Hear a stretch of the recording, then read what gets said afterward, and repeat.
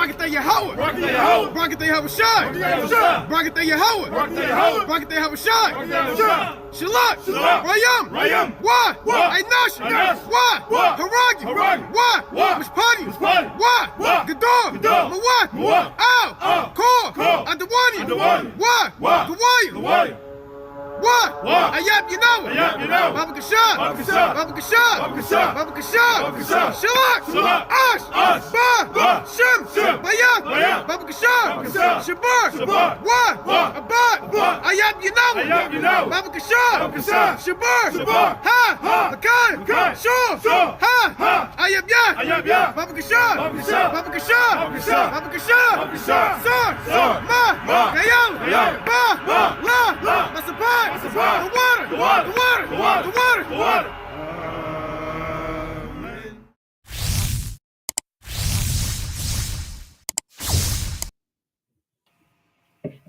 All right, Shalom, Israel. Shalom.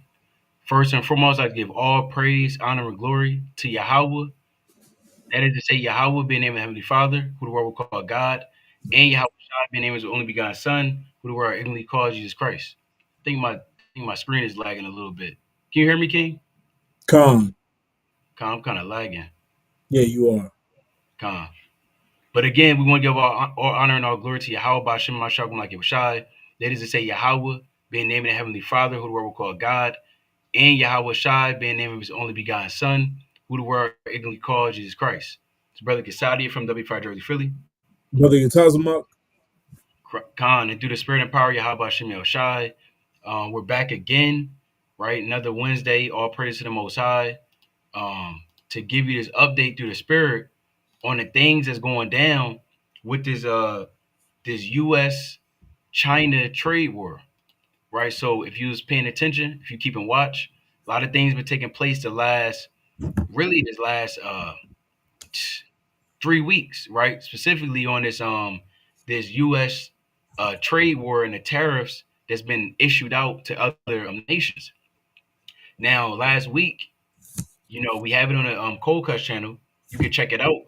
We went over the different things that Trump and his administration was trying to, put on China and the other countries, as far as those tariffs. And immediately after that video, damn near, all hell started to break loose as far as this economy. The damn market starts to crash. It went 4 straight days of being down, right from last Thursday, if I'm not mistaken. It was, what is it, Thursday? Because I believe last Wednesday he actually issued out these tariffs he was going to put on the countries. Now, last Thursday, and you can correct me if I'm wrong, King. No, last Wednesday, yeah, during the day. Right. Yeah, I think he did it at like 5 o'clock, right after the markets closed. Because if you don't know, the New York Stock Exchange, it normally opens at 9 a.m. and it closes at 4 to 5 p.m. Now, he did this in these announcements at 5. And Thursday, it went down. It was terrible. Friday, same thing. It came back on Monday and Tuesday, and it's terrible days, right? 4 straight days, and we're gonna go over some of those accounts of it. But then today, things really doubled down. And I want to get this precept, right? I want to get this precept.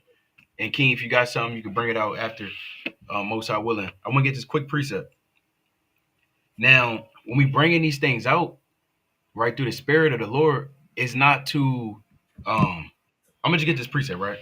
This is the book of Habakkuk, chapter 2 and verse number 1, right? It reads, I will stand upon my watch and set me upon the tower, right? So as watchmen needed a sit upon the tower. What's the purpose of sitting upon a tower? So you can see things before it happens. If you're on ground level, right, you're going to have a lesser chance to be able to see at a distance opposed to someone who's standing at a higher position. Reading on. And will watch to see what he will say unto me, and what I shall answer when I am reproved. And the Lord answered me and said, write the vision and make it plain upon tables, that he may run that readeth it. So these prophecies that's in the scripture, they may seem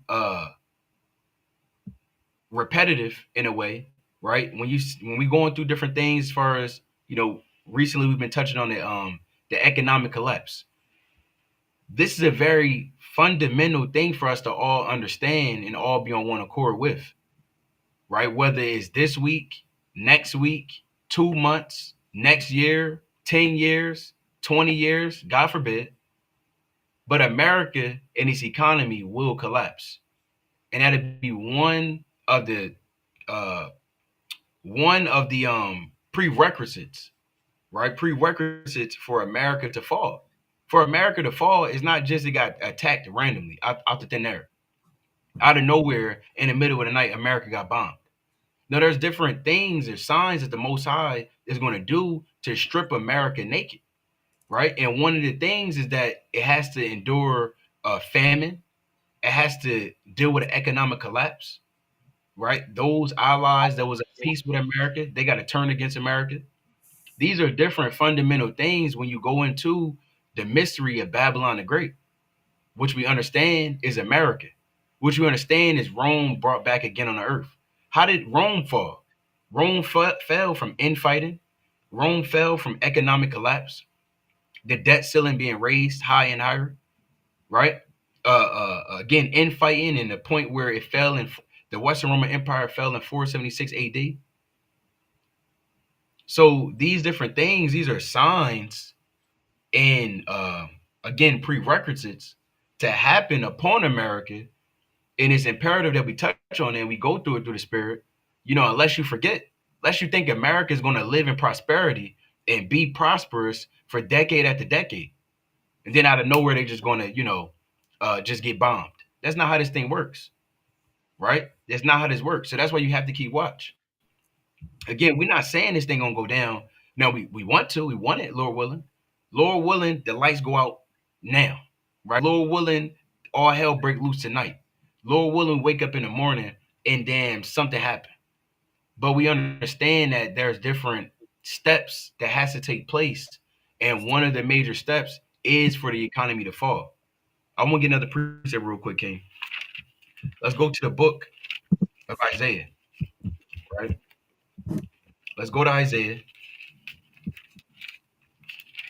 chapter 47. And I want to start at verse 1 real quick. This Isaiah chapter 47 and verse 1. It says, "Come down and sit in the dust, O virgin daughter of Babylon." Right? So how is America, which is the daughter of Babylon, how are they going to come down and sit in the dust? Right now, they're the top economic power. America used to be the top import and export to all major countries. Now, America is not in that position right now. China has dethroned them and being the number one trade partner to more countries. But at the end of the day, even China is invested in America. All the countries of the earth are still invested in America, right? So biblically speaking, right, on an economic level, we see it right now. That's just how it's set up. Because again, America coming after the image of ancient Babylon, which is the golden city of the world, ancient Ur of the Chaldees, which is the golden city of the world, ancient Egypt, ancient Rome, ancient Greece. These are the different spirits that America comes in the image of. Ancient Tyre and Zidon, which is a merchant city.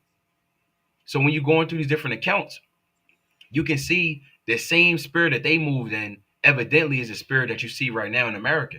Right? Let's read on.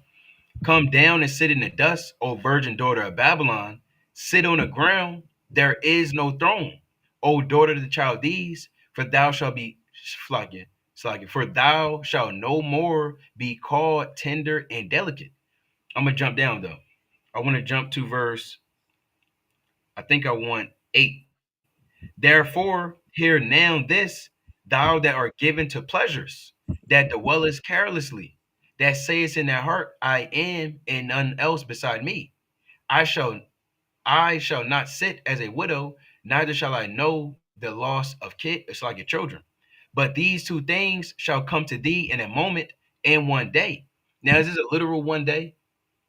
No, the Most High, he's giving these different signs and warnings that America's going to fall. Whether it was damn 9/11, Everyone thought that all hell was going to break loose in a year 2000, in a year 2001, in 2003 when America invaded Iraq and took out Saddam Hussein. Everyone thought all hell was going to break loose in 2010 when Osama bin Laden was killed. I mean, everyone thought all hell was going to break loose, but these are different steps that's leading up to a certain moment. So that one day to the Most High is very swift, but to us, we see it being played out in an extended period of time. Reading on, it says, the loss of children and widowhood, they shall come upon thee in their perfection for the multitude of thy sorceries and for the great abundance of thine enchantments. For thou hast trusted in thy wickedness. Thou hast said, none seeth me. Thy wisdom and thy knowledge, it hath perverted thee. And thou hast said in thine heart, I am, and none else beside me. And that's the spirit that they move in. They say that they're the Most High, that none is going to overthrow them, right? That's a spirit, again, that even Trump was just moving in. He just said, all the countries, they came to me and they what did he say again, King? Didn't he say they're kissing something? You know what? Trump just came out and said that. Slocky, I didn't catch that when you said Yeah, that. I'm gonna probably find. I'm gonna find that video, right? I'm gonna find that video. But let's continue on though. Yeah, he just came out. I believe it was last night, either yesterday or the night before. He had came out and said all the countries right now, they're calling his phone and they're doing certain things to him. I'll put it like that. Let's continue on though. Verse number 10, verse number 11. It says, therefore shall evil come upon thee. Thou shalt not know from whence it riseth. And mischief shall fall upon thee. Thou shalt not be able to put it off. And desolation shall come upon thee suddenly, which thou shalt not know. Now it's sudden to America because they're living in a time of thinking that nothing's going to take place over here. When you see the stock market go up 4 trillion, it go down 2 trillion in a matter of 10 minutes, then it go right back up. Well, that's called market manipulation. And the average American is thinking nothing's going to take place in his land. So to them, they may seem as if, this thing is going to continue on. They're living in peace. Nothing's going to happen to them. To the Most High, it's going to be very swift that they're going to be overthrown. Now, are we living in the eyes of these heathen? Are you moving in this world and thinking this place is going to continue on? Or are you looking from the scriptures, from the spirit and power of Yahweh Shem Yashai, knowing that this is going to be a swift overthrow? We got to keep in mind, we living in the last days. All hell can break loose, and we want to wait for the day of the Most High. You got it, King. And King, if I'm not mistaken, I believe you said that these countries are kissing my, you know what? Yeah, kiss my ass. Yeah, That's what he said. yeah, kissing my ass. Right. And he said they were calling them up, Right. begging for, I believe, for tariff removals. But Colin, let's get into it. I'm gonna get a quick precept. Isaiah the 19th chapter, and like the brother said, it might seem repetitive. You might look at the video and say, "Oh, these brothers are talking about the economy again." And well, hold up, where's gang on Esau? Where's destruction and nuclear missiles and chariots? And we gotta talk about the economic downfall. Why? Because it's biblical prophecy. One of the key things, and like the brother said, one of the principles, for this truth is knowing that America is gonna fall, man. Economically, man. It's not just gonna be from a missile. It's not gonna be just from a random attack, from Russia or China or some other country. America's gonna fall. Why? Because the economy is gonna fall. When you understand America, their economy is a stronghold, man. It's one of their strongholds outside of their army. Let's read this in Isaiah the 19th chapter. This is Isaiah chapter 19, and I'm gonna start at verse 7. 7. Con. It says, the paper reads by the brooks, by the mouth of the brooks, and everything sown by the brooks shall wither, be driven away, and be no more. The fishers also shall mourn, and all they that cast angle into the brooks shall lament, and they that spread nets upon the water shall languish. Now, this isn't talking about an actual fisherman, he's crying because he can't catch nothing, man. He's spraying his net and he's getting nothing. No, this is metaphorical talk or a parabolical talk. For the Lord saying that in the land of America, work is gonna fail. This economy is gonna crash. The things that you see going on in America, the structure, the like I said, the economy, people going to work every day, all things moving in motion, those things are gonna fail, man. It said the fishermen are gonna mourn, man. That's talking about your average Joe, man. Your man that goes to work every single day, your 9 to 5. The men that work on this economy, your so-called your blue collar workers, man. That so-called, well, not so-called, but do the physical labor to run this economy, man, to run America. The Lord said through prophecy that these men are going to be mourning. Why are they mourning? Because the economy is going to fail, man. The dollar bill is going to collapse. America is going to go into recession, man. America is going to be in poverty, like the Lord says, a plague sent amongst them in Second Ezra, the 16th chapter, man. These things are going to happen. Why? Because again, this is major prophecy from Yahweh Bashim Yahushai of what needs to happen in America, man. If you are an Israelite and you think America is going to last for a long time, the economy is going to boom, you have to check your spirit, man. Because you're not moving in the spirit of prophecy, man. Because if you knew prophecy, if you believed in the spirit of prophecy, you know that America isn't going to last. You know that this dollar bill isn't gonna last forever, man. If you're a lover of money, if you're a thief, if you're any one of these things that have to deal with loving money over the Lord, man, you have to check yourself, man. Now's the time to repent, and now's the time to stop depending on a damn dollar bill in America and its economy, and start depending on the Lord, man. Because we're about to get into some wicked times. We're gonna read about them. Let's keep reading. It says, Slakia, and they that spread nets upon the waters shall languish. Moreover, they that work in fine flax, and they that weave networks shall be confounded. And again, these are talking about your regular workers, those that run the economy physically. These men are going to be confounded. These men that go to work, that trust in the American dollar bill, that do their part in society, that keep things running like a damn giant hamster wheel. Everyone's running in place and they're powering up America. These men are going to be confounded. Why are they going to be confounded? Because the same system that they believed in is going to fail them. And that's what we're touching on right now. Right now, what we're going through, America, what America's going through really is a trade war with China. And when you understand the significance of this, you will understand that this trade war and these different tariffs and the things we talked about, like the brother said last week, these things can lead to the downfall of the American economy. And Lord willing, it's tonight, but we don't know. All we are here to do is warn our people about it, man, that these things can't happen. So you don't get taken over like a thief in the night. Well, what's going on? Why am I swiping my debit card and it says that there's no funds in it? They took all the money out of my bank. The bank said they got no money to give out. What's going on? You're scratching your head. You're running around. People are looting and robbing. You have to be set and know what times that we're living in. Let's keep reading. It says, and they shall be broken in the purposes thereof. All that makes sluices and ponds for fish. Surely the princes of Zoan are fools. The counsel of the wise counselors of Pharaoh is become brutish. How say ye unto Pharaoh, I am the son of the wise, the son of the ancient kings? So these economic, I forgot what they call them, economic advisors. Analysts, You said what, Ken? financial analysts. Yeah, financial analysts, economic advisors, people that study the stock market, people that study how to make money in America. These men are going to be confounded.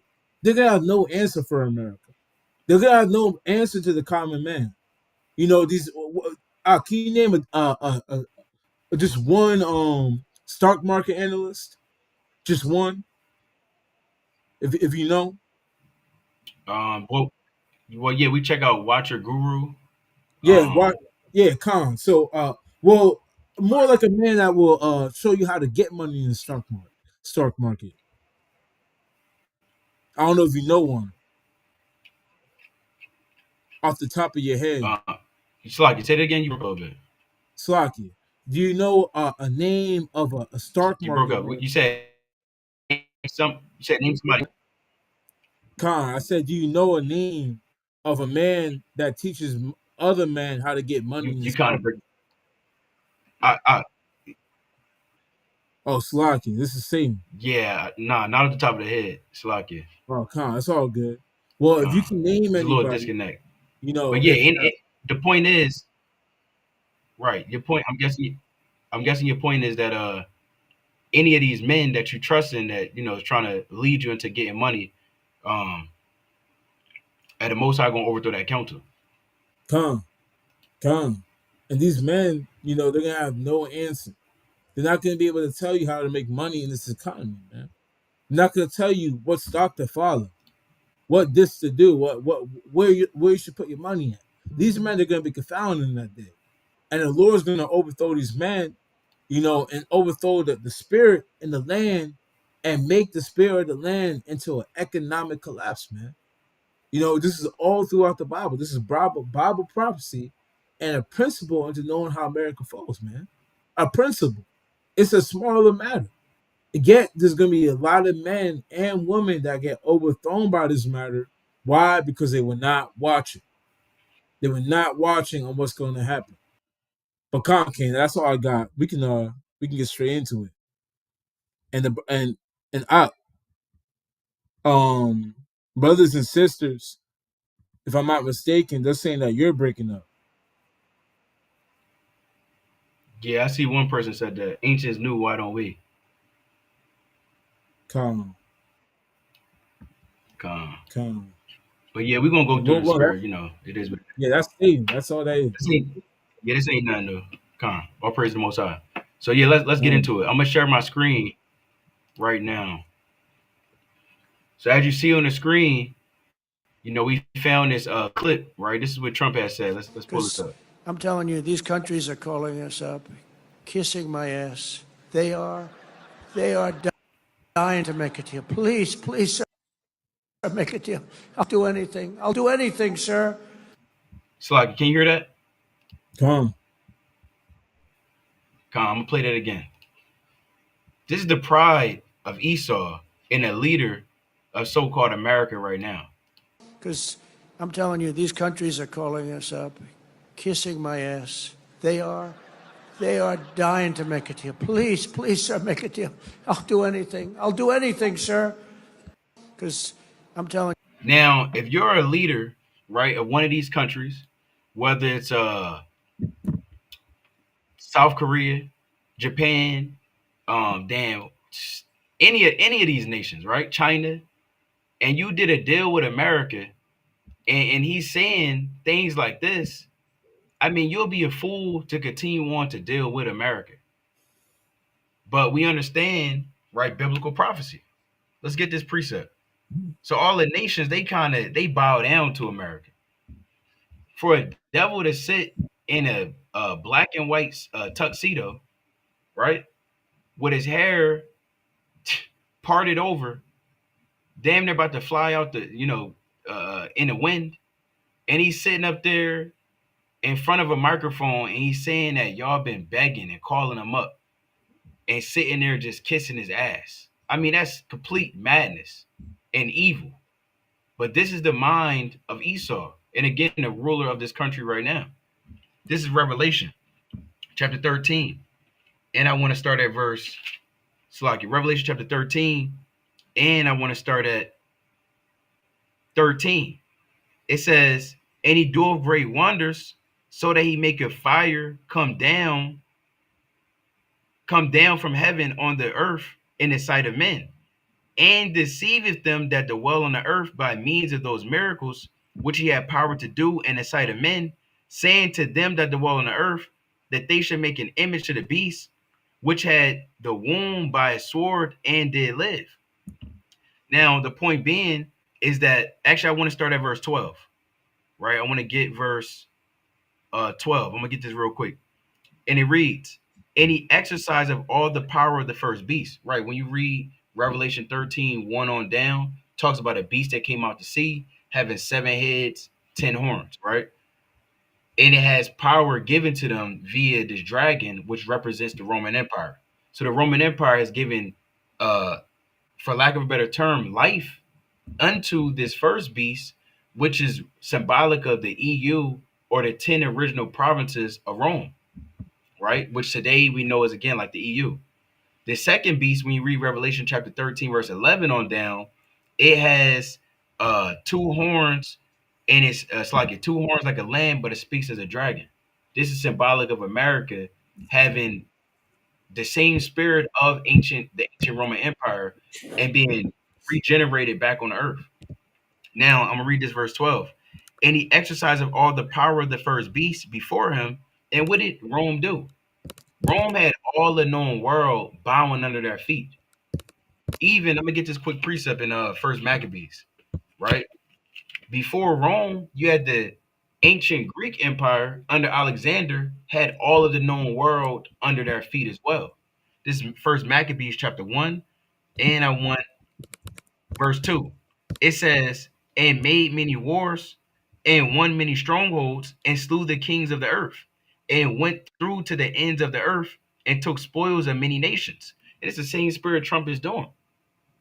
He's on a monetary level slaying the countries right now. For something to be known as a trade war, this is not necessarily a war fought with machine guns, artillery, missiles being dropped, nukes being dropped, fighter jets.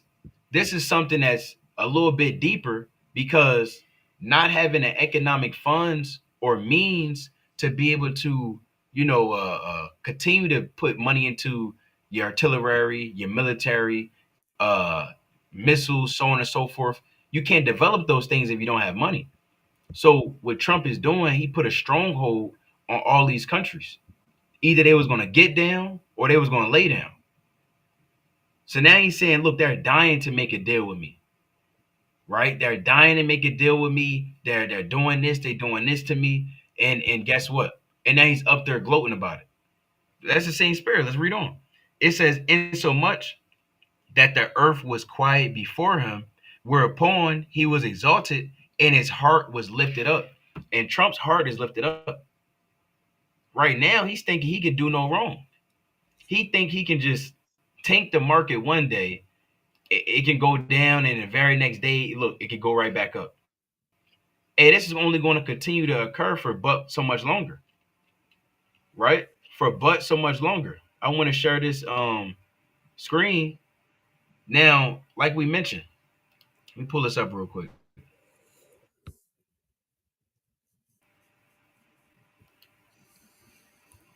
See that? Screen kind of freezing or lagging. Hey, King, can you hear me? Yeah, Con, I hear you. Okay, Con, you might have to hop in there in a second if this is going to continue on like this. Con. Can you see my screen? Yeah, I can see your screen. You're on Twitter right now. Okay, Con, just let me know when you can. Con, let me know when you can. All praise to the Most High. So, what is this? Today's April 9th. This is on a Wednesday. And we mentioned, and we're not going to recap, every single thing that happened, right? Most High willing, if you don't already, go back, make sure you're following Watchmen for Israel on X, on Twitter, right? Get the current updates, right? The things that we see through the spirit. If it links up, if it makes sense, we'll retweet it, and keep you informed. Unless you want to, because we have various sources. Even if you don't want to follow us per se, but you want to go ahead and get some of the sources that we do have as well, you can check out who we following and so on and so forth, and go from there, right? But nevertheless, this previous Monday, the market opened up, and that had been what, the 7th, right? I believe that was 7th. So this is how it started out, and I'll show this real quick. So on April 7th, Trump he imposed an additional 50% tariff on China. Again, April 7th, which was the so-called Monday. So initially he put 20%. China, they responded with 34%. So Trump, he went and then and put a 50% tariff on China. Let's read a little bit of this real quick. I want to show this real quick. So it says, yesterday, China issued retaliatory tariffs of 34% on top of their already record-setting tariffs, non-monetary tariffs, illegal subsidization of countries, it's like it companies, and massive long-term currency manipulation. And that's hypocrisy that he's saying is, right? But let's continue on. Despite my warning that any country that retaliates against the U.S. by issuing additional tariffs and it's like above and beyond their already existing long-term tariff abuse of our nation will be immediately met with new and subsequently higher tariffs over and above those initially set. So what he said was, I'm gonna jump down. It says tomorrow, April 8th, 2025, the United States will impose additional tariffs on China of 50% effective April 9th. Now, what do you think China's going to do or did? Because again, we going back in what happened already. This is April 7th at 11:23 a.m. China went ahead and they put tariffs back on America. Right? They went ahead and put tariffs right back on America. And this took place last night. Right? I'm gonna pull this up real quick. Most I will. I'm gonna pull this up real quick. Right, we're gonna find this. So a lot took place in the last 4 hours. Right, bear with me while I find this. Is this it? No, that's not it. It's a lot. It's a lot going on. Okay, Con. I think we passed it already. Hey, King, do you remember the exact number of tariffs that China put on America? The percentage afterwards? You need the percentage. Oh man, I don't want to mistake it, but I thought it was in the 80s, if I'm not mistaken, because America's was 104 to 125. I believe China was 87, if I'm not mistaken. Yeah, I found it.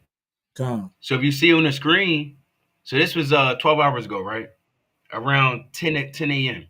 Now China, they, according to their embassy, right, the Chinese embassy in the U.S., they raised their tariffs from 34% to 84%, and this is shortly after America.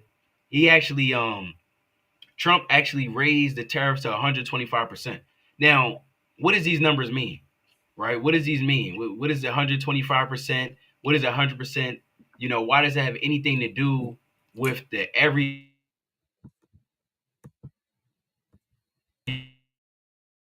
us Israelites that's watching the video and checking this out? So this is on AP News. I'm gonna pull this up real quick. So AP News, it says Trump hits back with a 125% tariff in escalating trade war with China. Now, if you don't know, a tariff is just a tax. So if a normal good were to cost, let's say $10, and they put 125% tax on it, that's an additional, if I'm not mistaken, $12.50. Whatever the cost is, you're timesing that by 125%. So it's not, essentially, it's almost doubling the price of a normal good. So let's continue. So it says President Donald Trump raised the tariff on Chinese imports to 125% on Wednesday, hours after China boasted the duty on American goods to 84% in an escalating battle that threatens to disrupt trade between the world's two largest economies. And this is something that really needs to be realized. China and America are the two largest economies in the world. And almost everything that you have, if you were to take a quick second, right? You don't have to do it right now, but if you haven't done so before, go and check out, go look at the tag for your clothes, right? The neck tag, go look at them clothes. Look at your, whatever you have, anything that's in your house, you're going to see, if you didn't notice already, it's going to say made in China. Damn near everything you probably have in your house right now is going to say made in China. You know, even if you have your own clothing apparel, the supplier that you got them shirts from, brother or sister, most likely it was made in China. You know, damn near everything, right? Pretty much.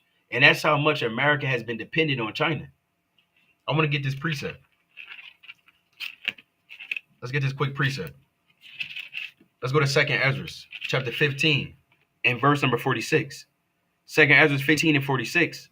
And thou, Asia, that art a partaker of the hope of Babylon. So America, right now, they're $36 trillion in debt to China. They owe China trillions of dollars. Why? Because China has heavily invested in the economy since the 80s. Right? Let's continue on. It says, I want to read on. It says, and thou, Asia, that art partaker of the hope of Babylon, and art the glory of her person. Woe be unto thee, thou wretch, because thou hast made thyself like unto her. And you see a lot of things that, you know, China having their own culture, their own, you know, their own nation of people. You understand? They have their nationality, right? They have their heritage. They have the language that they speak. They have their land right now. A lot of it has been, you know, influenced and manipulated by the sorceries of America. Now they want to live like Americans. Where's their garments at? Why don't they have certain garments on? What happened to them garments? Right? Why are they trying to dress like an everyday Edomite? Right? What's going on? Why does he have a fade on the side of his head? I don't remember Bruce Lee, Jackie Chan, Chung Lee, any of them other men. They never had them, you know, fades on the side of their head. But guess what? This is the life they're living, being over here in America and being Americanized. Hey, they used to be Yeah. samurais. It's lucky. They used to be samurais and ninjas, and you know now they're a damn businessman with damn fade and $20 shoes, man. Right. Right. Complete madness. Right. The woman used to be covered up, if I'm not mistaken. They had little veils or shawls they would put over their face, but they don't really do that no more. So let's read on. It says, citing a lack of respect, Trump set China apart from other countries. He said, because I want to also go into this, or maybe you can get it, King, but either way, once Trump put this 125% tariff on China, he actually removed all the other tariffs from the other countries immediately. As soon as he put it on China, he took everything else off the other countries. Now there's speculation on why he did it. You know, maybe, you know, people that really rule behind closed doors, they told Trump, look, this is not it. You need to take the tariffs of the other countries. You're hurting our pockets. You're hurting our investment. The economy was literally tanking for 4 straight days. As soon as he took the tariffs or paused it for 90 days on the other countries and put the 125 on China earlier today, the economy, it damn shot up. You can see it in the bottom right corner. S&P 500 soars 9.5% to one of his biggest gains since World War II after Trump lifted some tariffs. So it was tanking. It's still not where it was last week, right? Still, the economy is still not where it was last week, but it's done much better than it has in the past 4 days, right? But let's continue on. Where was we at? It says, he said in a social media post that he is pausing his so-called reciprocal tariffs on many other trading partners because they have responded by reaching out for talks rather than retaliating. The tit-for-tat hikes between the U.S. and China are the latest in an ongoing trade war that threatens to raise prices for consumers in America and derail China's attempts to reinvigorate its sluggish economy. The response from the Chinese government signals its determination not to bend to Trump's pressure despite the risk. And they've been bending for far too long. Right? China has always been bending. But guess what? Now they want to change that. Now they want to get up and stand up like a man. All praise to the Most High. They finally stand up and be a man to the bully known as America. But is it going to work in our favor? Right? Is it going to work in our favor? I'm going to get a little bit more of this, King. Then I'm going to pass it to you. So continuing on. It says, if the U.S. insists on further escalating its economic and trade restrictions, China has the firm will and abundant means to take necessary countermeasures and fight to the end. China's Ministry of Commerce said before announcing its latest tariff hike. So they're willing to fight to the end. Now, there was reports right before we went live that China is looking to negotiate, but they're still willing to fight to the end. Right at the same time, they had mentioned that. I believe we retweeted it on the Watchmen for Israel, right, Twitter account. It says, in Washington, White House Press Secretary Caroline Leavitt said, when you punch at the United States of America, President Trump is going to punch back further. And that was very weak and corny. But what else do we expect from an Edomite? Right. Could have said a whole lot more, but that's all you had to say. Trump is going to punch back further. That's crazy. That's crazy. Anyway, China is a major export to the U.S., but no longer number one. And this is big news right here. What you want to see? It says the United States set a record 199 billion in exports to China last year, while China exported 463 billion in goods and services to the United States. Third behind Mexico and Canada, according to the U.S. Commerce Department. Now, I want to pull this up real quick. Salakia. I want to pull this up real quick. Because although these tariffs has been taken off of most of the other countries, if you can see the screen right now, this is 6 hours ago. The White House says 25% tariff on Canada and Mexico to remain in effect. So America's 3 biggest trading partners are the only ones that have the tariffs on them. I mean, that don't make much sense. I mean, anyone that did, basic math, you will understand, well, maybe not put extra tariffs on the countries that we trade the most with. That's only going to hurt our pockets. That's only going to hurt our economy. Normal food prices is only going to continue to skyrocket. We don't care what the market is doing. The market is very flimsy, right? It went up and went down. I mean, it's complete madness. So you don't have to worry about the stock market in a way to really know what's taking place behind the scenes. This is a gauge on what investors think. When investors aren't, putting money into the stock market or they pulling out of the stock market, that's one thing. But when you're seeing these prices on everyday goods, that's going to start to hit home. And when it hits home, hey, you'll see this economy continue to tank. Right? As we've seen with a press of a button, right? With a one pin motion and saying they put tariffs on China and the economy went down. Reversing the tariffs, and guess what? Its economy went up. This is a video game. So we're not pressed over this. We understand this is going to go down no matter what they want to do. Again, whether it's this week, next year, whenever, this is going to go down. If you're watching this, you're an Edomite, the Dow Jones, the S&P 500, the NASDAQ, all that's going to go down. Whether they want to put a 90-day pause on it or not. They can't pause the will of the Most High. So I want to go back to this real quick. Right? Real quick. So it says top exporters. Hold on. Oh, you see that? Let's go back to this. I got to share my screen again.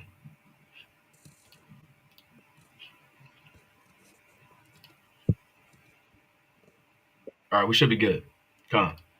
So it says top U.S. exports to China in 2024 included soybeans, aircraft, pharmaceuticals, and semiconductors. This is very important because, for you to watch this video right now, you know, you needed a Chinese semiconductor. So like if I'm thinking about this, if this is the right thing, I believe I might be actually wrong, but I believe this is going into damn, let me look this up. I believe this is going into their chips, right? I believe this is their chips. Yeah, con. So I pull this up real quick. It says almost all of today's electronic technology involves the use of semiconductors. I'm actually sharing this so you can see this. So again, all the chips that you know, all these phones, the technology that we're using, they need these Chinese semiconductors to be in these different devices, right? All these major electronics, it needs to be in these different, or these chips need to be in these devices. So what's going to happen? Damn, my damn screen isn't sharing. No, it says offline. It's madness. Satan really trying to hinder this, Right. You there? right? You're in there. Most High willing, all praises. So you can see it on the screen, right? I'm not going to reread it, right? You can see it on the screen. If you want to pause the video real quick, that's cool. You can look it up yourself as well. But yeah, con. So that's that. I want to go back over here. Let me know if it's still sharing. It should be though. Come. It still is. Con. All praises. So continue on. All praises. So it says in the other direction, mobile phones, computers, toys, clothing were among major imports from China. The manufacturing giant was a top source of U.S. imports as recently as 2022, but has lost its ground to America's neighbors amid heightened tensions with the United States. And you can see, you know, the value by billions on what comes from China since as previous as 2024, just last year. Evidently, this year isn't over, so they don't have the data to back up this year. We're still in the midst of the beginning of the year. But overall, we understand that this will lead to a substantial increase in operational costs and inefficiencies, and ultimately higher prices for consumers. But you got it though, King. Come. Come. And I'm gonna pull up this article. Because this is big. Like the brother was going into. Look, one, we all know that China, they will be considered economic power, an economic world power. That's what I'm looking for. So when America with butting heads with China, things can get messy, man. This isn't like America butting heads with Egypt, or some lower level country, concerning the economy. Like the brother brought in the precept of Second Ezra, the 15th chapter. Asia is a partaker of Babylon. They try to do the same things that Babylon does. So I'm gonna actually go to it after I share this. Am I sharing right now, King? Con, you should be good right now, King. Con, all praise the Most High. Con. All So praise the Most High. yeah, Con. So let's read this. Now this is from BBC.com. It says, "What would a U.S.-China trade war do to the world economy?" Now let's jump down. It says a full-scale trade war with China and the U.S. is in prospect after President Donald Trump imposed tariffs of more than 100% on Chinese good imports. China has said it will fight to the end rather than capitulate to what it sees as U.S. coercion, and will hike its own tariffs on American goods from 34% to 84% in response to the White House latest moves. So right now you have two economic superpowers that are claiming that they won't back down as they continue to hike up tariffs amongst each other while being each other's biggest customers, man. So again, this thing can get bloody. This thing can get wild, man. These are two superpowers butting heads. And not to get off track, but if brothers and sisters, ever watch damn Animal Planet National Geographic. If you ever seen a video of two rams, whether it's a mountain ram or a field ram, butting heads with each other with the big horns, that's a sight to see. And right now, this is America and China butting heads with each other. And when they butt their heads, they kind of clash back and they kind of both stumble backwards like the ram. And then they come back and they butt again. And then they both fall back. It's going to be continuous, man. Hey, look, if they continue to not back down, there's no discussion. These tariffs are going to keep going up, man. And there's going to be no backing down. So this thing can get ugly. And the reason it's getting ugly is because these are the two top dogs, man. These are the two top dogs, in the pack that are fighting over the last piece of meat. When usually they'll try to share it, let all the other little dogs eat, but right now they're fighting over it. They're tearing apart the meat. They're not letting anyone get in there, and they're messing up other countries. Let's jump down. Want to skip this right here. We already know that. Now, I want to get this graph right here. Now, this is also another important part, throughout this all, man. We got to see which side is more poised to win. Now, when you look at this graph, I'm going to break it down a little bit right here. And the brother even said in his other article, but this will show it. Now, this is U.S. imports to China. And then this is U.S. exports to China. So the U.S. is importing more from China than they are exporting. And that's a heavy thing, or not heavy, but a thing that needs to be looked at. If America is receiving all of this right here, you see this high graph right here? It only got higher in 2024 than it was in damn 2000. If the U.S. is only is up here for damn importing, but down here for exporting, you gotta ask yourself, who needs the other one more? Who relies on the other one more? Now you might say, well, they need our money, the import, they definitely need our money to sell all this stuff to them. But hey, look, man, they cut the plug, man. You gotta ask yourself, where you're gonna get half the stuff that half your clothes. Half these different food products. Like rice. Where you gonna get all these different technology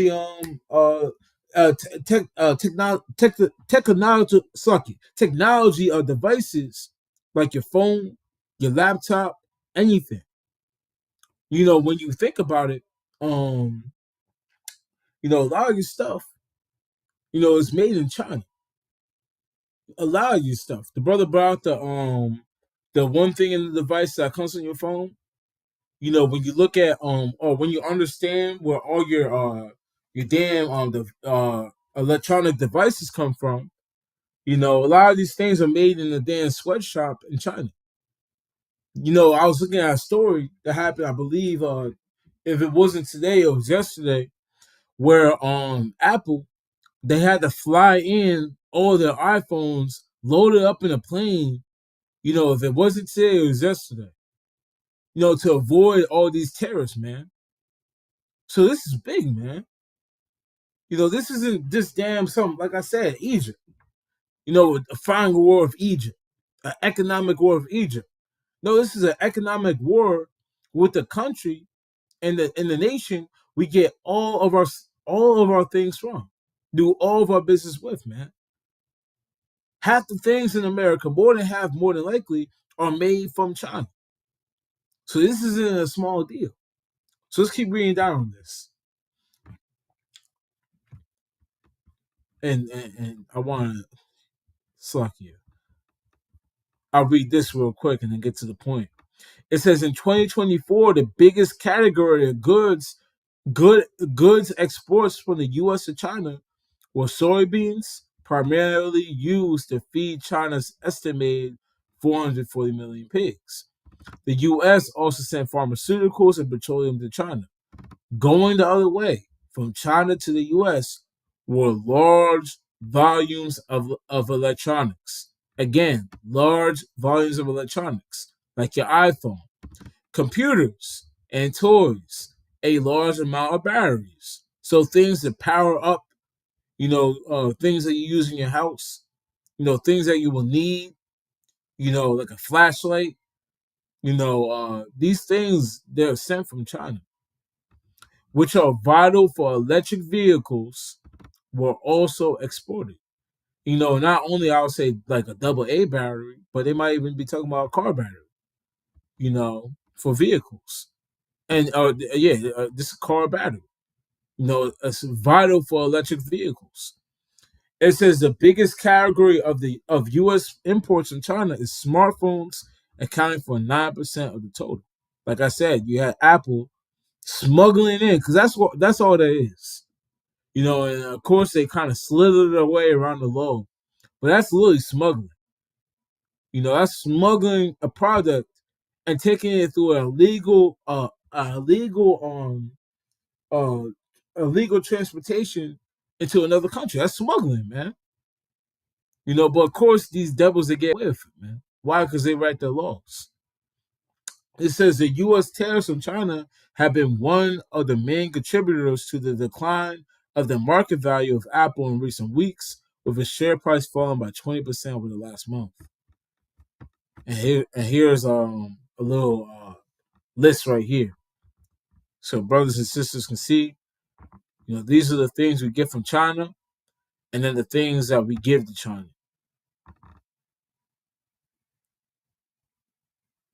So let's move on. And Slovakia. Whoa. Slovakia. Let's go back. I want to get to the point. There's a little bit more I want on this. This is what I want right here. Now, it says, how might this affect other countries? It says that U.S. and China together account for such a large share of the global economy, around 43% this year, according to the International Monetary Fund. If they were to engage in an all-out trade war that slowed their growth down or even pushed them into recession. So these things are going to push America and China into recession. And that's prophecy from the Lord, man. The brother was reading. I'm gonna finish it out though in Second Ezra, the 15th chapter. Let's get it. Second Ezra, chapter 15, and I'm gonna start with verse 46. It says, "And thou, Asian, that art partaker of the hope of Babylon, and art the glory of her person." And Asia, they partake in the hope of Babylon. They sell with Babylon. They do trade with Babylon. They try to be like Babylon. They want to be a superpower like Babylon. They want to do the things that Babylon does. They want to be in Babylon's shoes. That's plain as day. They want Babylon's position. Let's keep reading. It says, "Woe be unto thee, thou wretch, because thou hast made thyself like unto her, and hast decked thy daughters in whoredom, that they might please and glory in thy lovers, which have always desired to commit whoredom with thee. Thou hast followed her that is hated in all her works and inventions. Therefore, saith Yahweh." And again, they followed all of her works and inventions. It says, "Therefore, saith Yahweh, I will send plagues upon thee." Here's the point: widowhood, poverty, famine, sword, and pestilence, to waste thy houses with destruction and death. So a plague that's sent amongst China, Moab, is going to be poverty, man. They're going to have to face a recession the same way that the United States is, man. Don't think that you can hightail to China and be good, man, and be all good. And America's going through it, and you're on the first plane of China. Yeah, I heard China's winning. I heard China, they got better over here than over here, or better over there than over here. Don't be that brother, man. They're going to go through the same thing. That's biblical prophecy, that a plague sent against Asia is poverty. They're going to be put into a lower state. Let's keep reading. That would that would likely harm other countries' economies in the form of slower global growth. Global investment will also likely suffer. There are other potential consequences. China is the world's biggest manufacturing nation. It's producing far more than its population consumes domestically. It is already running an almost 11, not 11, 1 trillion? 1 trillion goods surplus, meaning it's exporting more goods to the rest of the world than it imports, man. So these things are important to understand, man. You have to understand that through this trade war, it can push out a bigger stage on the earth where both of the superpowers they fall into poverty. And what does that mean? That means the rest of the countries they're going right down with them, man. And that will plunge the entire earth into poverty. The entire all the nations into poverty, man. So this is a big thing, man. Lord willing, this trade war ramps up. Lord willing, it doesn't go down. Lord willing, Donald Trump and Z whatever, they continue to be a stiff neck, man, and foolish and unwise, like the spirit that the Lord put upon them. Lord willing, they continue to do that, and they crumble their own damn economy, man. You know, and all these other nations, man. We want that. All praise to the Most High, man. But that's all I got on that, King. I'm gonna pass it. Yeah, Khan, all praise to the Most High. All praise to the Most High. I'm gonna share my screen right now. Um, Now in the midst of this, I think you said it earlier. This can truly get bloody because China they also issued a travel advisory for the U.S. Right, so they're saying, look, if you coming from the U.S., you want to come over here to America, you need to be. It's like if you coming from the U.S., you want to come to China, be mindful of walking these streets, and that's kind of what they said. I'm gonna share my screen right now. So all of this is big news. Is continuing to ramp up, and we understand too that China is backed by Russia. They're backed by Iran. When you read in the scriptures, there's something known as the kings of the east.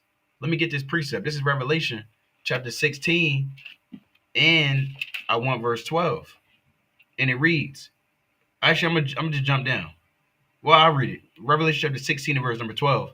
And the sixth angel poured out his vial upon a great river Euphrates, and the water thereof was dried up, that the way of the kings of the east might be prepared. So the kings of the east is what? Those men that rule in the east, chiefly Russia, chiefly China, chiefly Iran, and their military and economic alliance that they built, known as BRICS. They built this. They've been building this for the past few years. And it's materialized into what you know as in the scriptures, the kings of the east. So you see, if you read right now, if you see it on the screen, it says the Hill, right? So it's from the Hill, which is one of their media publications. China issues a travel advisory for U.S. It says China issued a travel advisory Wednesday for its citizens visiting the U.S. The warning comes as a trade war has escalated between the nations. So things can't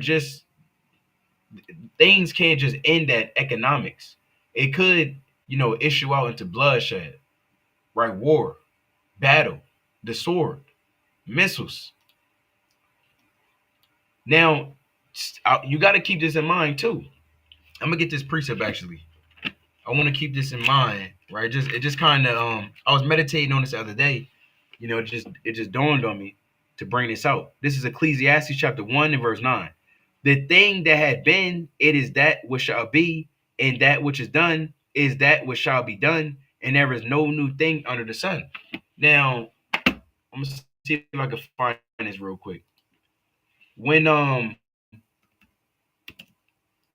World War II, right, when America was brought into World War II, they were in the midst of a trade war, right, with Japan.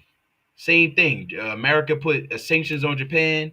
It tanked their economy, and long story short, America got into war against it's like it got into World War II when Pearl Harbor had took place on America, right? You had Japanese kamikaze fighters. They had blew themselves up and dropped bombs on Pearl Harbor, which I believe was a U.S. ship that was docked over in, if I'm not mistaken, I believe it was Hawaii, right? If I'm not mistaken. But we're going to read this right here, right? So this is Defense Media Network, right? It was Hawaii, right? Yeah. The Water King. Right. So it says the embargoes that blocked Japanese expansion and led to war. Right now, America, they're trying to stop China's expansion. When you look into it, China, they actually, I think we read it in one of the articles earlier, but they've overtaken America as the world's #1 exporter of goods. It used to be America, right? So America, Trump trying to get, he's in office, he's trying to get, like he said, he's trying to make America great again, right? He's trying to make America great again, right? Let's continue on. It says Japanese expansion and led to war, right? It says as a year of the dragon. I'm actually zoom in. These words kind of small. I want to make sure Israel can see this. So it says as a year of the dragon, 1940 gave way to the year of the snake. The year of the dragon and the year of the snake. In 1941, the United States and Japan appeared on a collision course toward war. The Japanese had a name for the crisis, and we're not even going to try to pronounce this. I'm not doing it, right? It says Cancer of the Pacific. The issues that pushed the two nations toward military confrontation were many, but their source was simple. Japan saw security and equality and saw this goal as being blocked by the United States and the European colonial powers and their embargoes. Now, if you don't know what an embargo is, it's essentially a sanction. It's a trade sanction. So it says an embargo, an official ban on trade or other commercial activity with a particular country. So if you put tariffs on a country, you're raising their ability to import and export into your country, right? It's another form of it's in the same league of this, right? Putting an embargo on a country, putting a ban, right? Not this is the extreme. This is pretty much telling them don't do anything. You can't trade at all, right? But putting a high tax on somebody is going to it's going to force their hand to do one or the other. Either they're going to get down with that tax, or it's like they're going to get down and make a new deal, or they're going to lay down and take that tax, right? So going back over here. So again, this happened and led America into war, right, during World War II. So one of the major things that actually brought them into war, if not the major thing. So I'm not going to read all of this, but I want to get just a little bit. It says within 50 years, the country transformed itself. It's talking about, right, Tokyo, Japan, transformed itself from a feudal Argonan society into a modern industrial powerhouse. And with his defeat of the Imperial Russia in 1905 in the Russo-Japanese War, Japan became a world power. But Japan's breathtaking rise had two important consequences, one emotional and the other practical. Japanese leaders resented Western nations patronizing of the clever Japanese. More importantly, the rapid industrialization revealed a crucial weakness affecting national growth and security. Japan was a heavily populated country, barely capable of feeding itself and bereft of natural resources vital for the industry. Right. So they needed certain things, right? So they had to do what? They had to go out, go get it from other countries.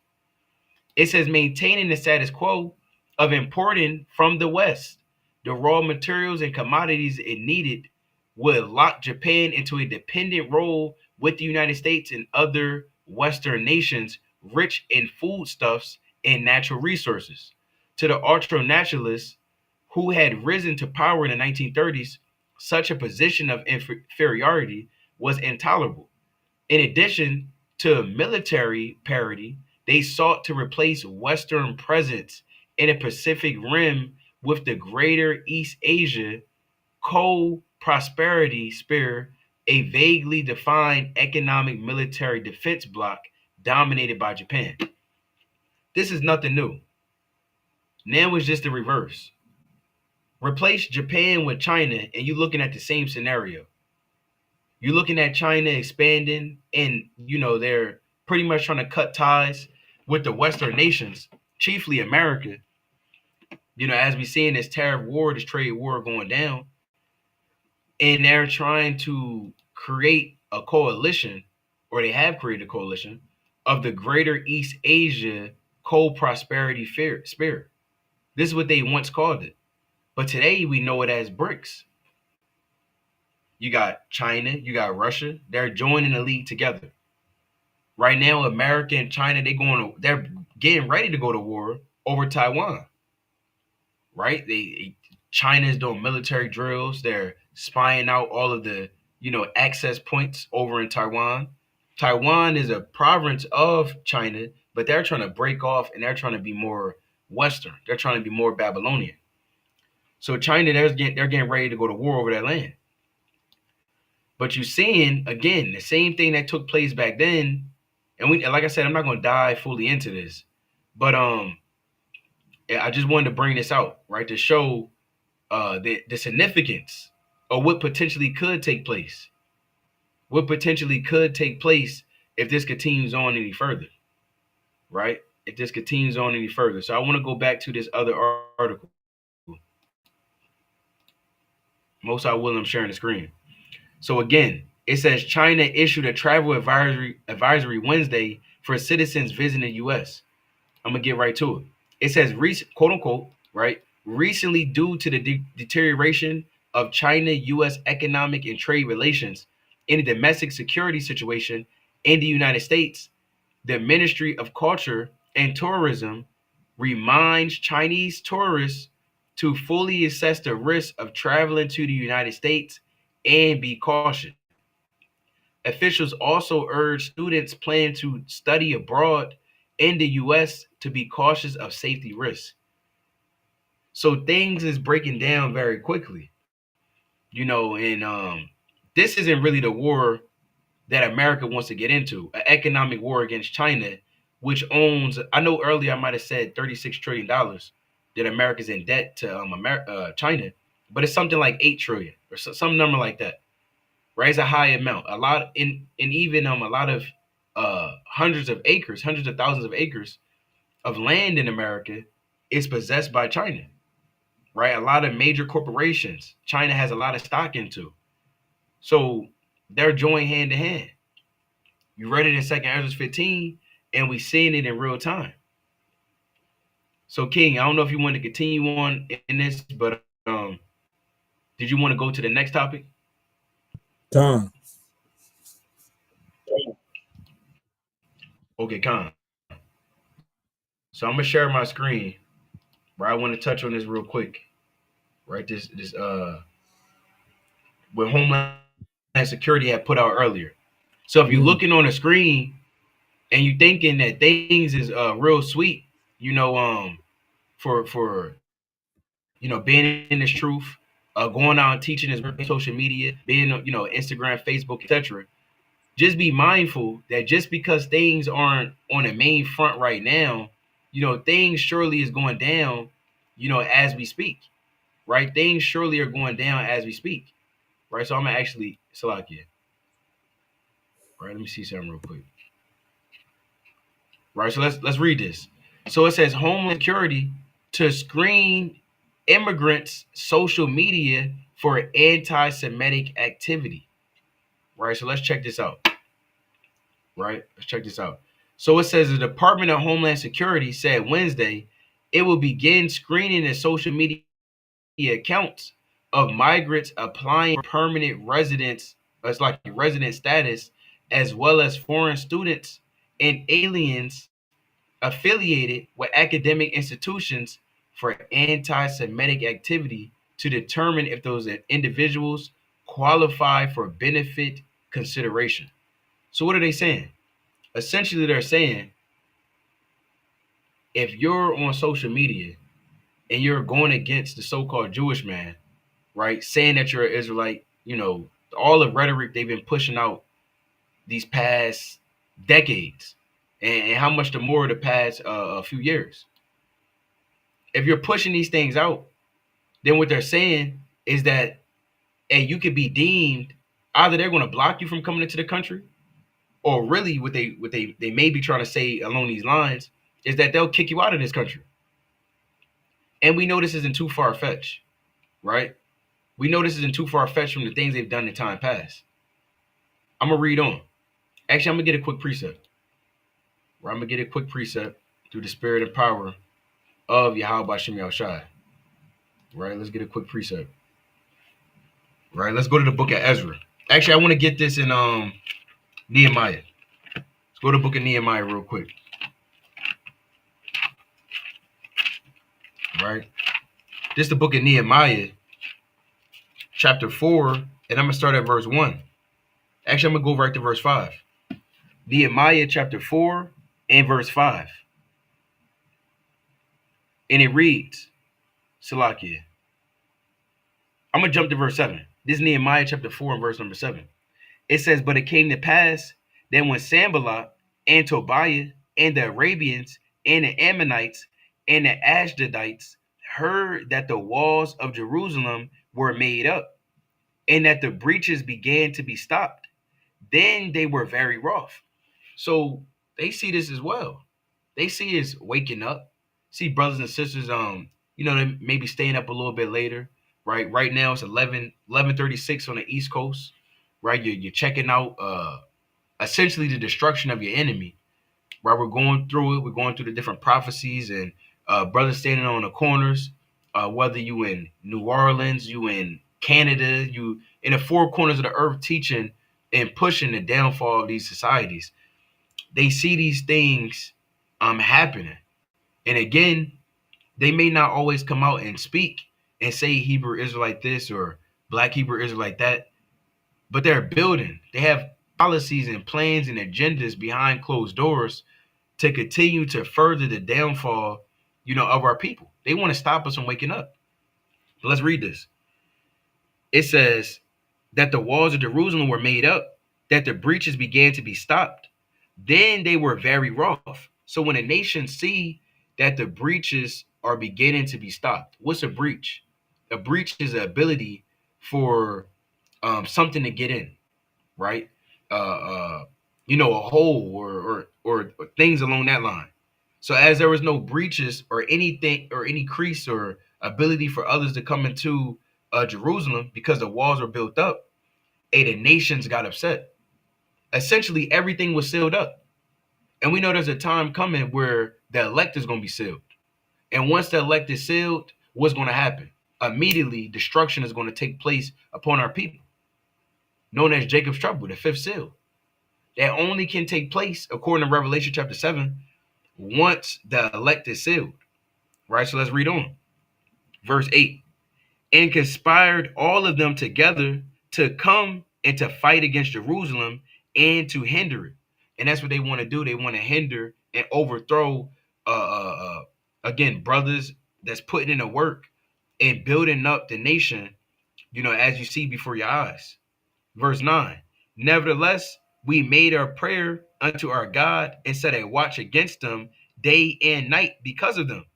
And Judah said, the strength of the bearers of burden is decayed, and there is much rubbish, so that we are not able to build the wall. Where you had certain men, they had a weak mind because they heard say of the other nations trying to overthrow. And you can't be like that. You got to be willing to stand 10 toes down. We understand that we're going to be hated of all men. You understand that you might have to die for the name of Yahweh Hashem Yahushua. You got to understand you're going to be a pilgrim on the earth. That's nothing new. That's nothing new. These precepts should be the strength and encouragement in these last days. As Isaiah chapter 33 and verse 6 says, wisdom and knowledge shall be the stability of thy times and strength of thy salvation. You got to keep that in your mind. Verse 10, it's like in verse 11. And our adversary said, they shall not know, neither see, till we come in the midst among them and slay them and cause the work to cease. So this is the mind of these other nations. They think that you're not keeping watch. They think that you're not paying attention. They think that you just distracted and your mind is beguiled and you fell into their wiles and their temptations. You on Instagram, you worrying about the NFL draft, you worrying about the NBA playoffs about to start, you worrying about all this folly, but all hell is about to break loose. And they think that, again, they shall not know, neither see, till we come in the midst among them and slay them and cause the work to cease. So as, again, things is going on in the forefront, economic collapse, wars and rumors of wars, you got to keep it in mind that Jacob's trouble is soon on the earth. That can kick off any day now. This economy can go down any day now. The lights can go down any day. You have to keep watch, right? You have to keep watch. I'm going to get this precept. I open right to it. That's the spirit. This is saying Matthew chapter 24 and verse 7, verse 6. And ye shall hear of wars and rumors of wars. See that ye be not troubled, for all these things must come to pass, but the end is not yet. For nation shall rise against nation, and kingdom against kingdom, and there shall be famines, and pestilences, and earthquakes in diverse places. All these are the beginning of sorrows. Then shall they deliver you up. So the Lord said these things are going to happen in the earth, and then they're going to deliver you up. So you're going to have famines, you're going to have pestilences, and these things are happening, but they're going to increase the more, right? It says in earthquakes, you're seeing earthquakes. Believe sometime last week, Japan just had a 7.0 earthquake, right? Or what? And I believe Thailand as well, a little bit before that, right? But continuing on, it says verse 9, then shall they deliver you up to be afflicted, and shall kill you, and ye shall be hated of all nations for my name's sake. So it's very important, again, that you keep and watch over this, right? This, again, Department of Homeland Security is essentially monitoring, right, this anti-Semitic activity on the social media platforms. They've been monitoring this. This isn't nothing new, right? This isn't anything new. I want to share my screen once again. Then I'm gonna pass it to you, King. Right? I want to share my screen, Salakia. Right, and look at this further, because this is actually on their actual website. I want to pull this up. See, they might have thought that brothers wasn't paying attention to this, right? And of course, they're going to drop this right before the Passover. Let's bring this up. So this is on the USCIS.gov, right, which is the U.S. Citizenship and Immigration Services. So it says DHS, Department of Homeland Security, to begin screening alien social media activity for anti-Semitism.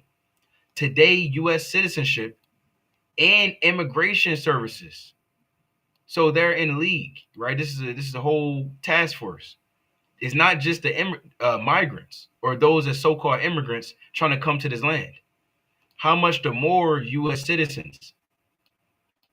It says we'll begin considering aliens, anti-Semitic activity on social media, and the physical harassment of Jewish individuals as grounds for denying immigration benefit requests. This will immediately affect aliens applying for lawful permanent resident status, foreign students, and aliens affiliated with educational institutions linked to anti-Semitic activity. Now, I mean, the wording that they use is very vague, because again, they could just say that we're aliens. We're saying that we're Israelites, right? We know we Israelites, but they can say, look, y'all say y'all Israelites, so y'all don't belong in this land. Y'all are strangers. Didn't the Lord say we'll be strangers for 400 years? Let me get this quick precept. This is a book of Acts, chapter 7, and verse number 6. It says, and Yahweh spake on his wise, that his seed should join in a strange land, and that they should bring them into bondage and entreat them evil 400 years. In the nation to whom they shall be in bondage will I judge, say Yahweh, and after that shall they come forth and serve me in this place. So the same things that we dealt with in ancient Egypt, the Lord said in 2nd Ezra 15 verse 8 on down, and we're going to dwell in another land, and he's going to afflict them and destroy them and bring those plagues upon Egypt as he did in times past, right? Modern day Egypt.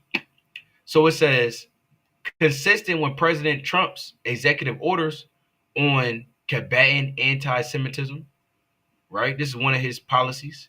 Additional measures to combat anti-Semitism and protecting the United States from foreign terrorists and other national security and public safety threats.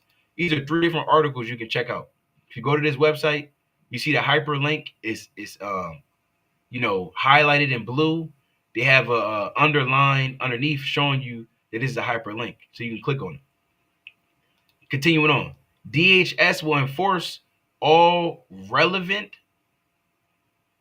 immigration laws to the maximum degree to protect the homeland from extremists and terrorist aliens, including those who support anti-Semitic terrorism, violent anti-Semitic ideologies, and anti-Semitic terrorist organizations such as Hamas, Palestinian Islamic Jihad, Hezbollah, or Ansar Allah, aka the Houthis. So I'm gonna just finish this little part out. It says there is no room in the United States for the rest of the world's terrorist sympathizers, and we are under no obligation to admit them or let them stay here, said DHS Assistant Secretary for Public Affairs Teresa McLaughlin or Larkin, whatever. It says Noam has made it clear that anyone who thinks they can come to America and hide behind the First Amendment, and what's the First Amendment? Freedom of speech. It says, and hide behind the First Amendment to advocate for anti-Semitic violence and terrorism, think again, you are not welcome here. I'm going to read this last point. It says, under this guidance, USCIS will consider social media content that indicates an alien endorsing, espousing, promoting, or supporting anti-Semitic terrorism, anti-Semitic terrorist organizations, and so on and so forth. So you see what's going on right now. They're passing policies behind closed doors. While all the world was, looking into, the trade war, which is one thing you want to keep watch over, right? It's not something to sweep under the rug, but this also isn't anything to sweep under the rug neither. And you must keep watch that soon they're going to crack down and they're going to deliver you up to the councils, right? For the Lord's name's sake, pursuing in Matthew the 10th chapter and the 17th verse on down.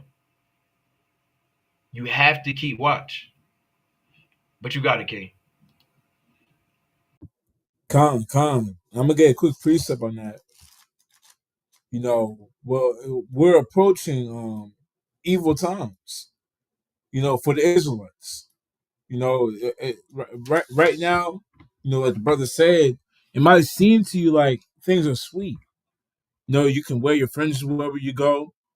You can bring your Bible with you. You can talk to people. You can say Kwam Yasha Allah. All things are nice. No one's really going against you. Hey, there's gonna come a time and place where you're gonna have Slakia, where you can have men, against us, man. Men are seeking to kill us. Men are seeking to put us to death. And this is a prerequisite of that very action, man. What the brother just brought out with the White House basically the White House saying, hey, look, if you want to come into America, just know we're gonna screen you for anti-Semitism, man. That's a big statement to put down, man. Imagine trying to get back into the country. You just went out to damn Europe, man. You went to Europe for a unity camp, man. A groundbreaking for WFI Europe, man. Check them brothers out, man. And you come back and they bring you into a dark room and they're saying, well, what's this right here? Are you a part of Watchmen for Israel?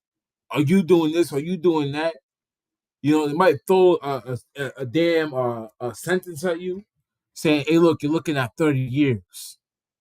Hey, look, man, it's going to get harder, man. And that's only the beginning of it, man. That's nothing to begin with.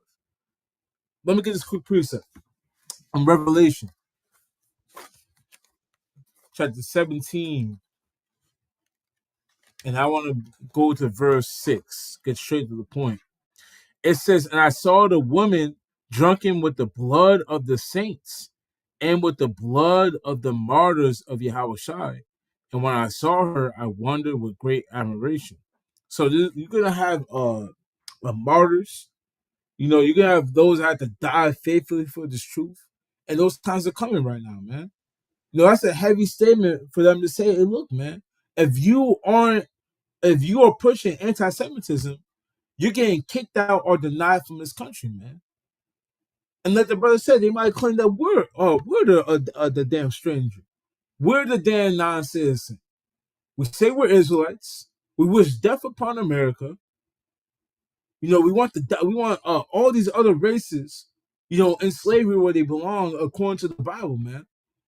These men, they might say, hey, look, you're not citizen anymore, man. And they might lock us up for damn espionage or damn whatchamacallit. What's the other word I'm looking for? Treason. I got it right. Treason, right? Right. So these things are very important. Why? Because the Lord told us and told his faithful servants that there's going to be a time of temptation and trials and death for the Israelites. The Lord said the death of his saints are, and roughly paraphrasing, that the death of the Lord's saints are precious in his eyes. The Lord's coming to test us, and these are prerequisites for that. Let's get another precept. Another precept in Revelation, the 2nd chapter. This is the book of Revelation, chapter 2, and verse 10. It says, for none of these things which thou shalt suffer, Slakia. It says, fear none of those things which thou shalt suffer. Behold, the devil shall cast some of you into prison. The devil being the so-called white man, being manipulated by Satan, being just moved from the spirit of Satan. Because right now, like we said before, it's so-called sweet. They're not locking you up and trying to kill you over the war right now, man. But it's going to come to play in a time and season that the Lord's going to have Satan ramp up these damn demons, and they're going to come against us to kill us, man. Let's keep reading. It says, for behold, the devil shall cast some of you into prison, that ye may be tried, and you shall have tribulation 10 days. Be thou faithful unto death, and I will give thee crown of life. And that's something we got to prepare for, man. And you have to watch. Because if you're watching and you see things like this, you're going to always think about these accounts in your mind. So you don't get confounded and offended in that day. Why did my great auntie give me up to the white man? Why are they coming and raiding my house? I was one of the good Israelites. Don't be that type of brother, man. Watch for these prophecies, man. Watch the accounts that you see behind closed doors. The laws you see behind closed doors. That are setting us for a time, like the brother said, Jacob's trouble, man. Economy class, that's just the first part of it, man. You have Jacob's trouble that comes right after that. So we have to understand the spirit that the Lord is putting upon the earth and the things he's doing to show his servants, hey, look what time it is, man. What are you going to do? Let's get a quick precept. Because these things, And all praise the Most High. And like the brother said, this is of course they put this right after right before Passover, this statement, but this is spiritual, man. This is spiritual. This is our Lord Yahweh Shai, he was delivered up to the damn Edomites, man, by his own people. Let's get this in John the 16th chapter. And that's coming to play, man. Don't be surprised when your damn family members are saying, well, I heard him talking about anti-Semitic stuff, man. He always came around, man. He always came around with the damn strings on his shirt, Bible in his hand, messing up my birthday parties, messing up my cookouts on Saturday, and talked about the so-called Israel, the so-called Jewish man. Oh, that's all he talks about. And told me that I'm the real Jew and they're not. And they're getting put into slavery. Don't be surprised. Men of your own family, men of your own people are gonna deliver you up, man, to be killed. Let's get this in John 16 chapter. John 16:2. They shall put you out of the synagogues. Yet the time cometh that whosoever killeth you will think that he doeth God's service. And that's coming on the face of the earth. There's gonna be men that deliver you up for death, thinking that they're doing good. Yeah, we got rid of those that hate God's chosen people. In their ignorant mind, thinking that, man. Yeah, we're getting rid of all those that hate God's chosen people. While they go kill one of God's chosen people or deliver them up to death. These things are gonna happen. And when we understand this note that's been put out, really a damn statement about what's gonna happen, we understand that this thing is again a prerequisite of the times that we prophesy about, the times that we were warned about. It's a prerequisite. You got men that are already getting stopped, for this very large sale. So this is very important. Israel 1000% keep watching this. We as well will keep watching this, see what it leads up to, man. Because next thing it's not just screening those that are outside, officially. It's screening those that are inside. Even though it's been unofficial, they might make it official. It's gonna be a lot of men that are gonna be taken in the back of a damn truck because they're gonna be screened to be damn quote unquote anti-Semitic. But Conky, that's all I got. Con, did you have anything else you want to bring out, King? Do you have another topic? Nah. Con, you we can go into the closing precepts then, King. Calm. And Slucky. Let me get it real quick. A second edges.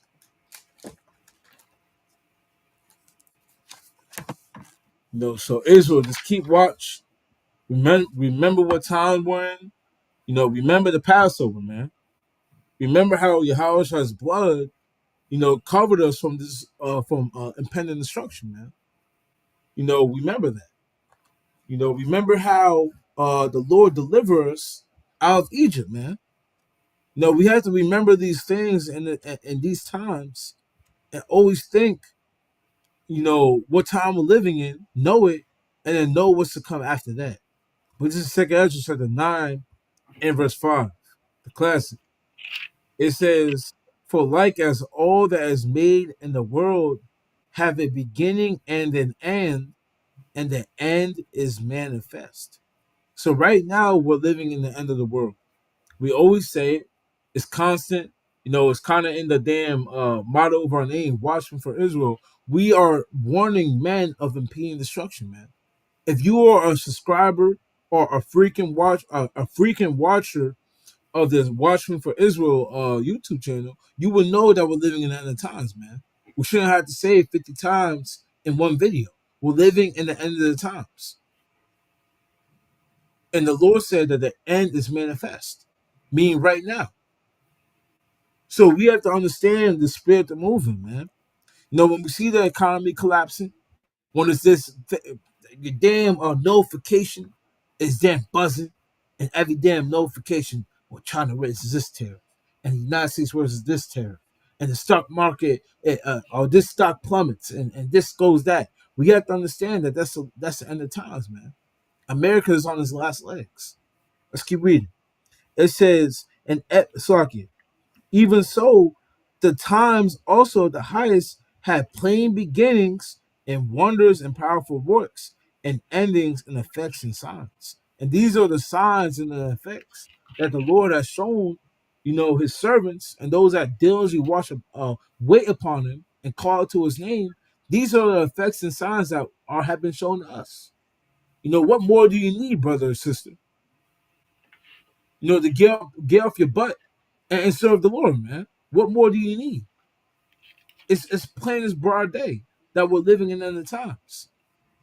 So we have to continue to watch, continue to be diligent, and continue to do this in order to escape the things that we talk about. Because a lot of men are scratching their head, well, how do I escape economic downfall?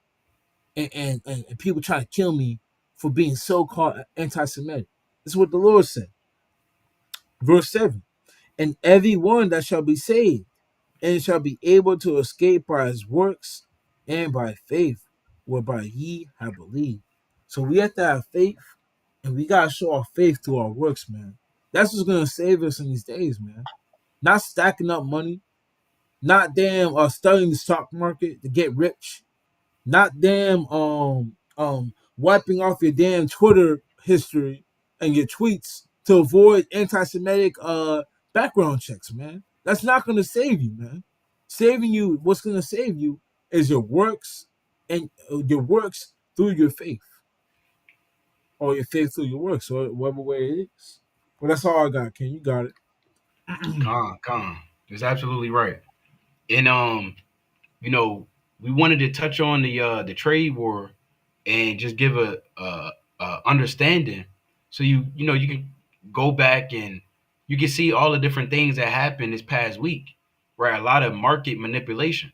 It's a lot more we wanted to go into as well, but we under a time constraint as well tonight, but nevertheless, most high willing, we'll be back again next week, next Wednesday. And I mentioned it earlier, but definitely, if you're not already, check out the Watchmen for Israel Instagram. It's like the Twitter account, the X account, right? So we on there. It's at official WFI12 on Twitter, right? So definitely check that out. But I'm gonna get this precept. This second Ezra, chapter 16 and verse 18. And it said, behold, the days come that I will begin to draw nigh and to visit them that dwell upon the earth. So the Lord, Yahweh Bashim Yahushai, is visiting man that dwells upon the earth, right? He's bringing about earthquakes, collapsing the economies. He's bringing a nation to go to war with each other. All hell is breaking loose in the earth, and we got to make sure that we keep this in mind in these last days. That the things aren't going to continue on for much longer. The way things are right now, Yahweh Bashim Yashai is about to visit the earth. Let's read on, verse 19. And will begin to make inquisition of them, what they be that have hurt unjustly with their unrighteousness, and when the affliction of Zion shall be fulfilled. Verse 20. And when the world that shall begin to vanish away shall be finished, then will I show these tokens. The book shall be opened before the firmament, and they shall see altogether. And the Lord is opening these books, right, and these prophecies, right? Things has been so like give me one quick second. Let me get this give me one quick second, King. My damn light about to die. Right, give me 1 second.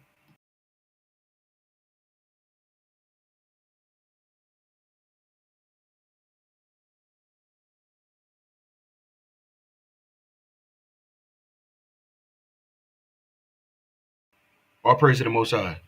Yeah, my desk light was about to die. I had to charge it up. Right, but let me get this precept again. This is book of Second Ezra, chapter 6, and verse number 20. It says, and when the world that shall begin to vanish away shall be finished, then will I show these tokens. The book shall be opened before the firmament, and they shall see altogether. And all hell, is breaking loose in the earth, and the Most High is showing these things, right? that was already preordained in these scriptures, right? These scriptures are true. We can go into these prophecies. We can, read them like we read earlier. The Most High has allowed these prophets to write them down and make it plain upon tables so we can run when we read them. Verse 21. And the children of a year, I'm going to jump to verse 22. And suddenly, right? And suddenly shall the sown places appear unsown. The full storehouses shall suddenly be found empty. So the Most High, one of the tokens, and the token is just another word for a sign. One of the signs that the Lord is about to return upon the earth is that full storehouses is going to appear empty, and things that sown are going to appear unsown. So the Most High is going to overthrow the economies. He's going to overthrow factories, warehouses. There's going to be food shortages. Remember, this is one of the signs of in St. Matthew, the 24th chapter. There's going to be a famine. Famines are going to take place. Why? Because of economic collapse, downfall of the society. If this trade war continues on and any of the tariffs continue on, it's going to only weaken the U.S. dollar and further the demise of this economy. So these are different things we got to keep watch of. Like the brother said earlier, we don't want to bet big and, try to make it big in this society. This thing is going down.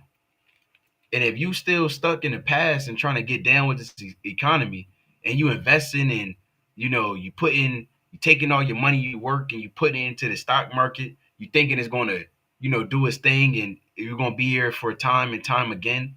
Hey, brother, you got the wrong mind. And it should be a wake-up call. This is not the time to, put all your eggs in one basket for America.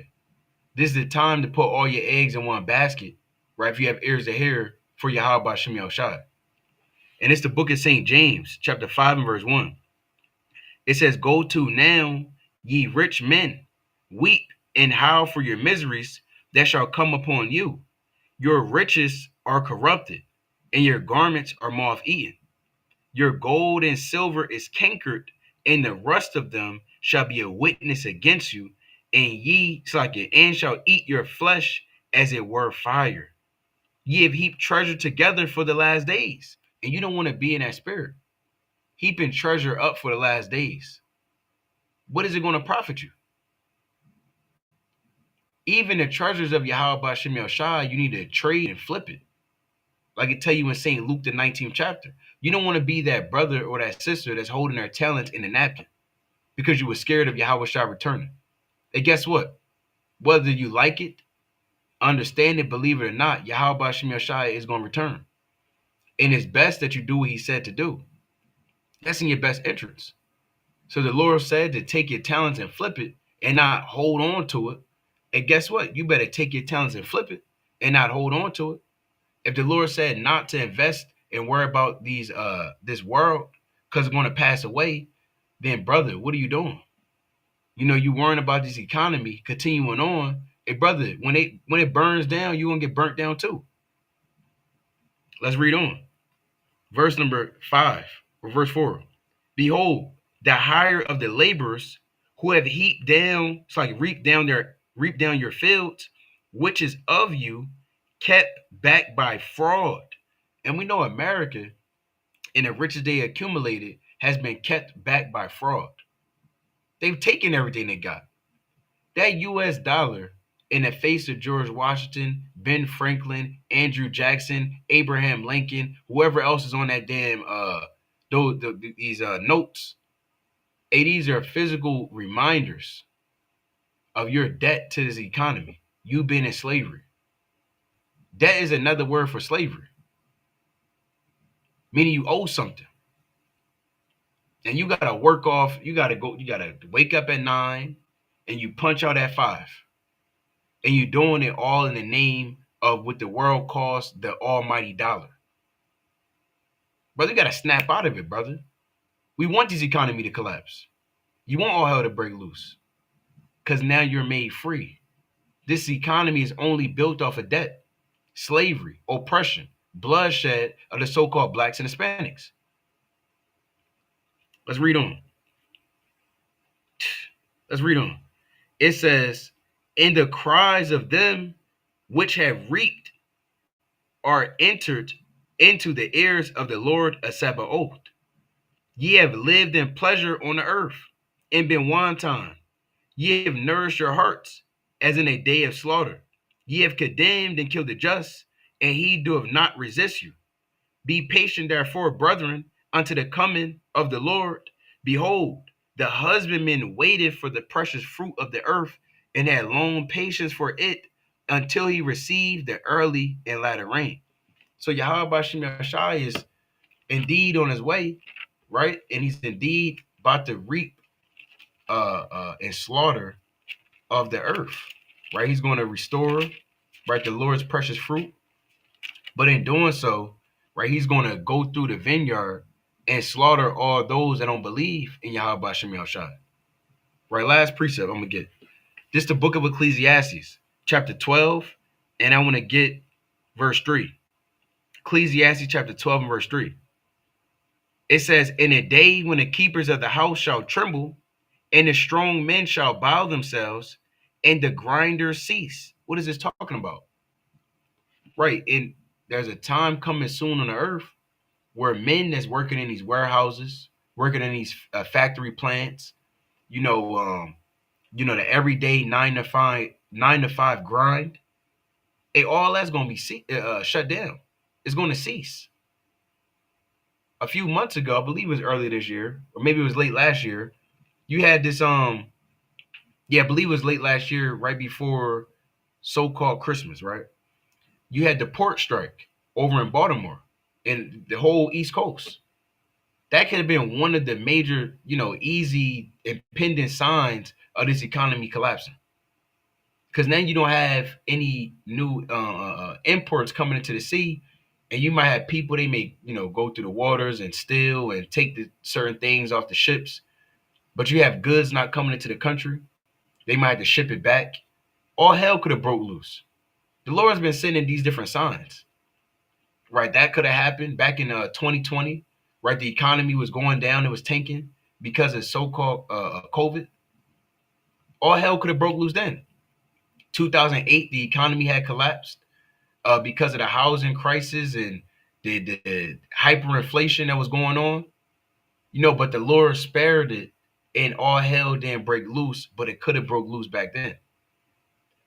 As we continue to go down the list, time and time and time again, the Most High has given us grace and mercy to repent. When you really look at it, that's what it's all about. He could have, with a snap of his fingers, destroyed America.